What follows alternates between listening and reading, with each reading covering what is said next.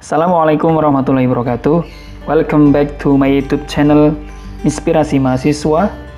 Sahabat semua, mungkin di antara kalian ada yang masih bingung sebenarnya ada berapa macam penelitian dan manakah yang paling cocok, yang paling mudah untuk dilakukan untuk skripsi Anda. Simak video ini sampai selesai. Di video kali ini saya akan membahas jenis-jenis penelitian.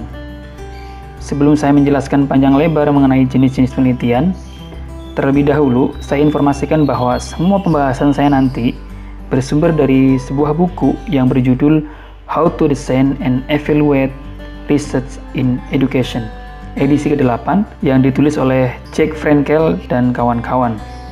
Bagi yang ingin, silakan bisa nanti komen atau hubungi saya akan berikan file atau e-booknya, isinya full bahasa Inggris. Dan insya Allah ke depan secara bertahap saya akan share poin-poin pembahasannya kepada Anda melalui channel ini. Maka silakan jangan lupa subscribe dan nyalakan tombol loncengnya biar teman-teman bisa update video-video tentang penelitian di channel ini. Dalam semua aktivitas hidup kita tidak lepas dari beberapa karakteristik penelitian, walaupun mungkin kita tidak menyadarinya. Misalnya di saat pandemi ini, kita mencoba metode pengajaran baru, media baru, mempelajari hal baru, dan yang lain sebagainya. Mungkin kita juga membandingkan apa yang dilakukan tahun ini dengan tahun depan, atau Anda ada tugas kuliah mengamati pembelajaran daring, observasi pengalaman, atau kegiatan semacamnya. Secara tidak langsung, semua aktivitas tadi adalah sebuah kegiatan penelitian. Kita mungkin sering mengamati, kita menganalisa, kita mempertanyakan, kita mengevaluasi suatu hal, tetapi kita jarang melakukan hal tersebut secara sistematis dan terprogram. Atau dengan instrumen atau alat ukur yang valid, jarang kita menggunakan berbagai teknik penelitian dan metodologi yang kita miliki. Padahal, kalau kita lakukan seperti tadi, sebenarnya adalah kita sudah melakukan penelitian. Oke. Sekarang kita masuk ke jenis-jenis penelitian. Secara garis besar, berdasarkan tujuannya, penelitian dibedakan menjadi dua, yaitu penelitian dasar atau basic research dan penelitian terapan atau applied research. Penelitian dasar atau basic research disebut juga sebagai penelitian murni atau pure research, atau penelitian pokok, fundamental research, yaitu penelitian yang diperuntukkan bagi pengembangan ilmu, pengetahuan, serta diarahkan pada pengembangan teori-teori yang ada atau menemukan teori baru. Peneliti yang melakukan penelitian dasar memiliki tujuan mengembangkan ilmu pengetahuan tanpa memikirkan pemanfaatan secara langsung. Penelitian dasar justru memberikan sumbangan besar terhadap pengembangan serta pengujian teori-teori yang akan mendasari penelitian terapan. Penelitian dasar lebih diarahkan untuk mengetahui, menjelaskan, dan memprediksikan fenomena-fenomena alam dan sosial. Penelitian dasar tidak secara langsung dapat menyelesaikan masalah praktis, tetapi dapat dijadikan sebagai dasar dalam menyelesaikan masalah praktis. Dengan kata lain, hasil penelitian dasar dapat mempengaruhi kehidupan praktis. Contoh penelitian dasar yang terkait erat dengan bidang pendidikan misalnya. Penelitian tentang faktor-faktor yang mempengaruhi kecerdasan manusia terhadap hasil belajar. Hasil penelitian tersebut dapat dijadikan referensi dalam mengetahui faktor-faktor yang berpengaruh dalam proses pembelajaran. Selanjutnya adalah applied research, dilakukan untuk menyelesaikan masalah dalam kehidupan.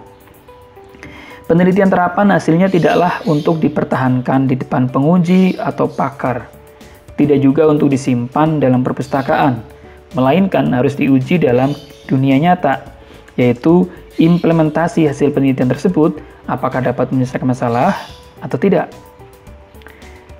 Penelitian terapan dilakukan karena manusia membutuhkan solusi dari sebuah masalah yang dihadapi, di mana adanya ketidaksesuaian antara harapan dan kenyataan. Tanpa kebutuhan akan solusi, maka penelitian terapan tidak banyak manfaatnya. Selanjutnya, selain penelitian dasar dan terapan, ada juga jenis penelitian kuantitatif, kualitatif, dan mixed method atau metode campuran. Pembedaan jenis ini dilihat dari sisi metodenya. Dan mungkin ke depan saya akan membahas jenis-jenis penelitian ini secara lebih detail, lebih lengkap di sesi video lain. Karena memang penelitian kuantitatif dan kualitatif memiliki banyak jenis di dalamnya. Saya akan memberikan tinjauan singkat di sini. Dalam pengertian yang sederhana, kuantitatif adalah sebuah penelitian yang dalam data utamanya berkaitan dengan angka-angka. Sedangkan kualitatif, sebuah penelitian yang dalam data utamanya berisikan kata-kata. Perbedaan metode kuantitatif dan kualitatif akan sangat panjang kajiannya, karena masing-masing akan berbeda tinjauan serta tujuan penelitian itu sendiri. Metode yang digunakan oleh peneliti, jenis studi yang dilakukan, peran peneliti, dan sejauh mana generalisasi hasil penelitian itu. Nah, di video ini saya menyampaikan 3 hal mendasar. Berikut 3 hal mendasar tentang perbedaan penelitian kuantitatif dan kualitatif. Yang pertama, peneliti kuantitatif biasanya dilakukan oleh para praktisi dan meyakini bahwa dalam penelitian, fakta dan perasaan dapat dipisahkan karena data-datanya berupa angka yang tidak melibatkan subjektivitas di sana. Benar-benar real angka yang bicara. Sedangkan dalam penelitian kualitatif, ada unsur perasaan yang kuat, karena data-data yang dikumpulkan berupa redaksi kata-kata dan persepsi terhadap fenomena. Yang kedua, dalam penelitian kuantitatif, peran peneliti adalah pengamat yang terpisah. Sedangkan dalam penelitian kualitatif, cenderung ikut tenggelam dalam situasi di mana mereka melakukan penelitian. Artinya, dalam penelitian kuantitatif, peran peneliti bisa dibantu atau bahkan digantikan oleh orang lain. Sedangkan dalam penelitian kualitatif akan tidak maksimal atau bahkan bisa bias hasilnya jika peneliti tidak terjun langsung sebagai orang yang mengumpulkan data dalam penelitian. Yang ketiga, perbedaan dari kuantitatif dan kualitatif adalah sebagian besar peneliti kuantitatif ingin membuat generalisasi yang melampaui situasi langsung atau pengaturan tertentu. Sedangkan pada peneliti kualitatif seringkali tidak mencoba untuk mengeneralisasi di luar situasi tertentu, tetapi menyerahkan kepada pembaca untuk menilai penerapannya. Saya yakin mungkin Anda semua belum memahami sepenuhnya. Oke, saya akan coba berikan contoh ya. Yang pertama, contoh penelitian kuantitatif. Kita ingin mengetahui tingkat kebugaran mahasiswa Prodi PJKR UPGRIS saat pandemi. Maka kita meneliti dengan melakukan tes kebugaran tertentu terhadap sejumlah mahasiswa PJKR secara random kita ambil. Dalam melakukan penelitian tersebut, data utama yang dikumpulkan dalam penelitian adalah berupa angka dari hasil tes kebugaran. Lalu dalam pelaksanaan penelitian, peneliti juga bisa dibantu oleh orang lain. Karena tes kebugaran sudah tersedia petunjuk tesnya. Artinya, peneliti bisa tidak terlibat langsung. Bisa hanya sebagai pengamat. Dan hasilnya dapat dijadikan generalisasi. Misalnya, ternyata hasilnya kebugaran mahasiswa PJKR ternyata rendah. Hasil tersebut bisa digeneralisasi kepada mahasiswa UPGRIS secara keseluruhan atau bahkan di luar UPGRIS bahwa kebugaran mahasiswa rendah. Karena kalau mahasiswa PJKR aja rendah, apalagi yang di luar PJKR. Itu asumsinya. Yang kedua, contoh penelitian kualitatif. Misalnya kita ingin mengetahui kualitas pembelajaran penjas daring dilihat dari pola komunikasi guru baby boomer dan siswa milenial. Maka untuk bisa mengetahui hal tersebut, peneliti dapat melakukan wawancara kepada guru dengan usia tua. Tadi guru baby boomer itu usia tua. Kita gali secara mendalam bagaimana mereka dalam mengajar daring, hambatan yang mereka hadapi, kemudian usaha mengatasinya, adaptasi penggunaan media, dan seterusnya. Untuk bisa mendapatkan data melalui wawancara tersebut, tentunya si peneliti sendirilah yang lebih paham dan paling tahu bagaimana mengeksplorasi pertanyaan agar data yang didapatkan akurat dan mendalam. Akan sulit jika wawancara tersebut dilakukan oleh orang lain. Kalaupun bisa, mungkin hanya sebatas pada pedoman wawancara yang ada, kurang mampu untuk mengeksplor pertanyaan. Kemudian di hasil penelitiannya juga tidak bisa digeneralisir. Karena bisa jadi ada faktor lain, yaitu faktor personal guru, dilihat dari sisi kemampuan personal, beda orang beda kemampuan tentunya. Ada faktor geografi yang berbeda, guru di kota dengan desa tentu akan berbeda dalam menjalankan pembelajaran daring. Dari fasilitasnya sudah berbeda. Artinya, generalisasi di sini diserahkan pada pembaca, sesuai dengan tadi, sifat atau karakteristik penelitian kualitatif. Banyak perbedaan yang baru saja saya jelaskan atau saya contohkan tentu saja tidak mutlak. Terkadang peneliti akan menggunakan metode kuantitatif dan kualitatif dalam satu penelitian. Nah, jenis penelitian ini disebut sebagai penelitian metode campuran atau mixed method. Keuntungannya adalah bahwa dengan menggunakan beberapa metode atau metode campuran tadi, peneliti akan lebih mampu mengumpulkan dan menganalisis jenis data yang jauh lebih banyak dan beragam daripada hanya menggunakan satu pendekatan saja. Penelitian metode campuran dapat menekankan salah satu pendekatan di atas pendekatan yang lain. Artinya dominasinya berbeda. Mungkin kuantitatif lebih banyak porsinya dibandingkan dengan kualitatif atau sebaliknya. Atau bisa juga diberi bobot yang sama. Sebagai contoh, seringkali dalam survei digunakan pertanyaan tertutup, yang ini karakteristik kuantitatif banget nih. Pertanyaan tertutup adalah karakteristik kuantitatif. Contoh, media manakah yang paling Anda sukai dalam belajar saat pandemi? A. YouTube. B. Google Classroom. C. Zoom Meeting. Sebutkan alasannya. Dari contoh tersebut, ada pertanyaan lanjutan untuk menindaklanjuti tanggapan pertanyaan yang mendorong responden menguraikan dan menjelaskan pemikiran mereka. Itu adalah contoh metode campuran. Ada pertanyaan tertutup dan ada pertanyaan terbuka. Kalau tertutup itu ciri khas kuantitatif karena jawabannya hanya tinggal pilih, sedangkan yang terbuka adalah kualitatif karena akan eksplor jawaban dari responden atau partisipan.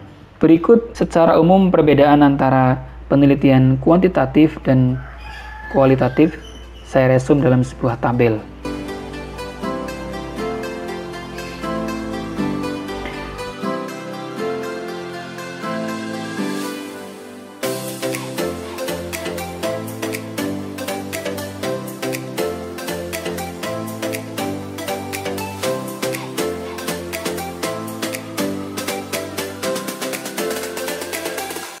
Nah, selanjutnya teman-teman semua, untuk membantu dalam mempertimbangkan berbagai metodologi penelitian yang telah kita gambarkan, berikut saya sampaikan jenis penelitian dilihat dari sisi tujuan atau kategori penelitian secara umum ya. Ada 3, yaitu deskriptif, asosiasi, dan studi intervensi. Saya jelaskan secara singkat.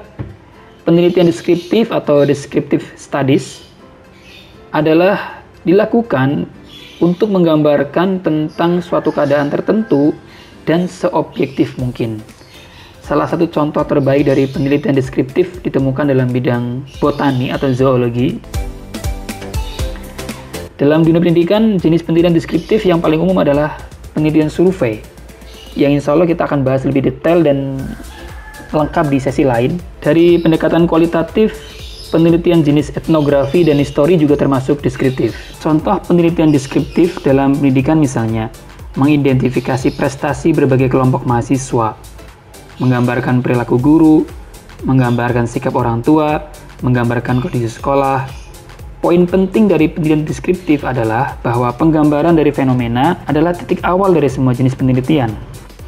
Yang kedua adalah penelitian asosiasi atau associational research.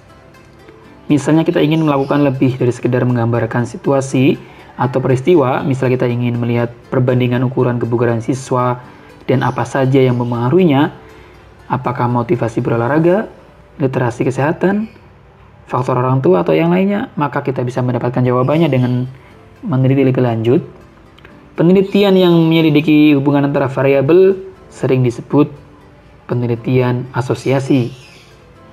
Jadi, penelitian asosiasi merupakan penelitian yang dilakukan untuk mencari hubungan antar satu variabel dengan variabel yang lainnya.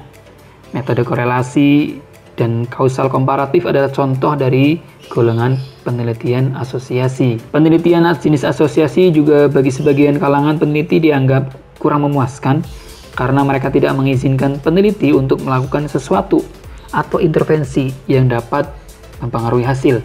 Dalam penelitian asosiasi, peneliti hanya sebatas mencari data dan mencari hubungan antar variabel.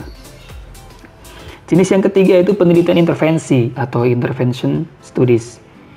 Berbeda dengan jenis penelitian deskriptif dan asosiasi, dalam penelitian intervensi ada perlakuan atau treatment yang diharapkan dapat mempengaruhi hasil penelitian. Penelitian semacam ini memungkinkan peneliti untuk menilai. Misalnya, kita ingin tahu efektivitas berbagai metode pembelajaran dalam meningkatkan hasil belajar siswa. Itu tentu digunakan dengan intervensi. Intervensinya apa? Metode pembelajaran. Untuk apa? Untuk meningkatkan hasil belajar siswa. Desain penelitian intervensi adalah eksperimen tentunya. Beberapa jenis penelitian pendidikan dapat menggabungkan ketiga pendekatan umum ini. Misalnya kita ingin mengetahui perbedaan kebugaran antara siswa di kota dan desa. Itu termasuk penelitian deskriptif dan asosiasi. Contoh lagi misalnya, efek penggunaan aplikasi latihan terhadap tingkat aktivitas fisik siswa di rumah ditinjau dari tingkat usia dan jenis kelamin. Maka itu termasuk jenis intervensi dan asosiasi. Berikut resume atau rangkuman jenis-jenis penelitian yang saya ambil dari buku Jack Frankel yang tadi sudah saya jelaskan panjang lebar. Semoga Anda bisa lebih memahami.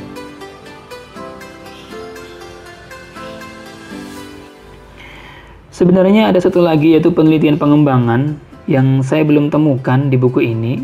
Mungkin termasuk ke dalam jenis-jenis tadi atau berbeda. Ini masih menjadi kajian saya. Nah, mungkin ke depan kita akan fokus dan lebih spesifik membahas jenis-jenis penelitian kuantitatif dan kualitatif, action research, dan pengembangan. Karena ini yang banyak digunakan oleh kita, khususnya untuk para mahasiswa yang akan menjalani tugas akhir atau skripsi. Oke, teman-teman, sudah mulai berasap kepala? Masih kuat? Cukup ya? Bagaimana? Sudah jelas perbedaan penelitian kualitatif, kuantitatif, atau yang lainnya? Jika masih bingung, silakan tinggalkan pesan di kolom komentar. Ingin tahu lebih detail tentang jenis-jenis penelitian kuantitatif dan kualitatif tentunya kan ya? Dan kira-kira jenis mana yang paling cocok untuk permasalahan penelitian Anda? Atau Anda ingin tahu yang paling mudah untuk skripsi Anda biar cepat selesai? Kita akan bahas detail di video selanjutnya insya Allah. Jangan lupa share sebanyak-banyaknya, subscribe agar selalu update video berikutnya. Saya doakan semoga yang sedang skripsi, yang sedang mengerjakan tugas akhir, Anda bisa cepat selesai dan bisa lulus tepat waktu. Atau Anda yang sedang kuliah, masih kuliah, semoga bisa lulus dengan nilai yang paling baik. Terima kasih sudah menyimak dan jangan lupa ngopi, jangan lupa ngaji. Assalamualaikum warahmatullahi wabarakatuh.